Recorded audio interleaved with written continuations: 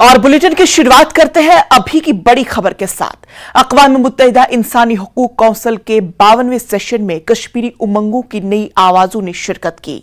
ये वो लोग हैं कि कश्मीर के बारे में आलमी तासुर को तब्दील करना चाहते हैं। शुरका में साबिक कानून साज और एक्टिविस्ट शुएब लोन के अलावा तस्लीमा अख्तर, जो दहशतगर्दी के मुतासरीन की रिहेबिलिटेशन के लिए काम करती है। इसके साथ साथ दहशतगर्दी के हमले में जिंदा बच जाने वाली बुशरा महजबीन भी शामिल थी। बुशरा और उनकी बहन पर दहशतगर्दों ने हमला किया था, जहां बुशरा की बहन को अपनी जान से हाथ धोना पड़ा और बुशरा ने अपना हाथ खो दिया। एक्टिविस्ट तस्लीमा अख्तर ने पीओके में इंसानी हुकूक की खिलाफ वर्जियों के बारे में अक़वाम मुत्तहिदा के इरादे को बताते हुए कहा कि यह तशवीश का मामला और मुकम्मल इंसानी बहरान है।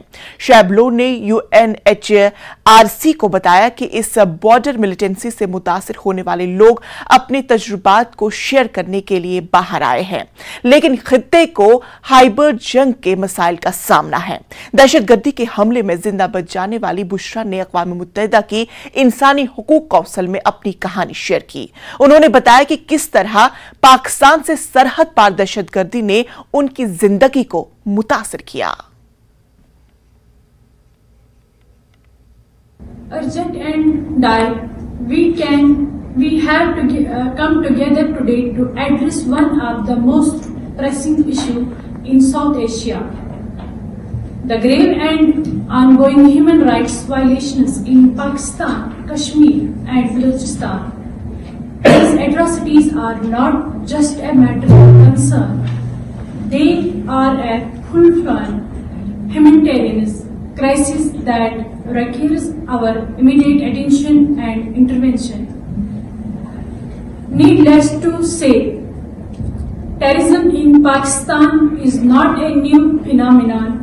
The country has long been plagued by extremist groups that have carried out numerous attacks on civilians, security forces, and infrastructure. The Pakistani government's failure to effectively address this issue has only fueled the problem, leaving innocent individuals to suffer.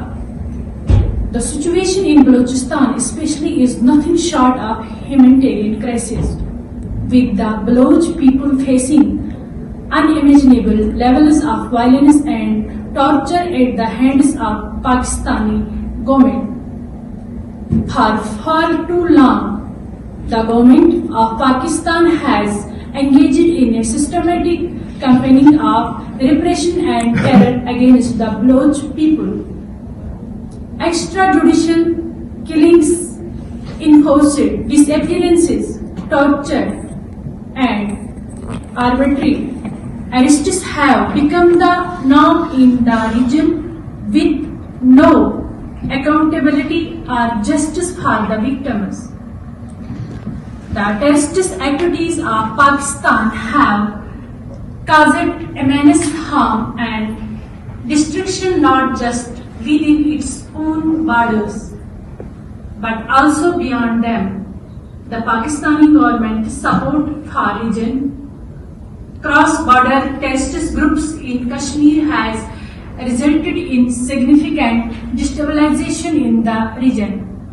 The Pakistani government has provided financial, logistical, and ideological support to various terrorist organizations operating in Kashmir. As violence in Kashmir is on the decline and life returns to normalcy, there is a visible change in the attitude of the common Kashmiris. For the first time, numerous Kashmiri families have shared their inhibitions to speak about the atrocities committed by a terrorist organization. In 2003, my sister Bano was brutally killed by militants, and I was shot multiple times in my arm. Life has never been normal since that day. Today, we are willing to speak up and soon. More families are expected to come forward, sharing their experiences as stability and prosperity returns to the valley. We spent decades in anonymity out of the fear of retribution by militants and existing patriarchal infrastructures. Throughout these years, the information vacuum was exploited by visited interested, giving a false impressions of the developments in Kashmir. Those responsible for perpetrating these activities are on the decline, but this is not enough for women to feel secure or complacent. Acknowledgement and moral support for these families by Human Rights Council shall go a long way in establishing the desired comfort zone so that the Kashmiri share their experiences without any fear. It is humble request to Human Rights Council that the voices of Kashmiri victims for terror be heard by the International Committee and effort be made to sensitize the world about these acts. I thank you, Vice President. I now give the floor to Baha'i International Support for Human Rights. Thank you, Mr. President. The year 2002 was one of the most peaceful years witnessed by Kashmiris after a long time. There was also a decline of almost 40% in the militancy recruitment in the valley. These developments only attest to the gradual achievement of peace after new administrative amendments were adopted in 2019. Finally, the families of those affected by cross-border militancy have come out to share their experiences. Having achieved stability on the security front, the Kashmir faces new challenges from the new hybrid war, requiring immediate attention from the International Committee. The first pattern to the online radicalization of youth in Kashmir, events in Afghanistan and the geopolitical development in the Middle East are being used as a pretext for drawing the Kashmiri youth into international conspiracy theories.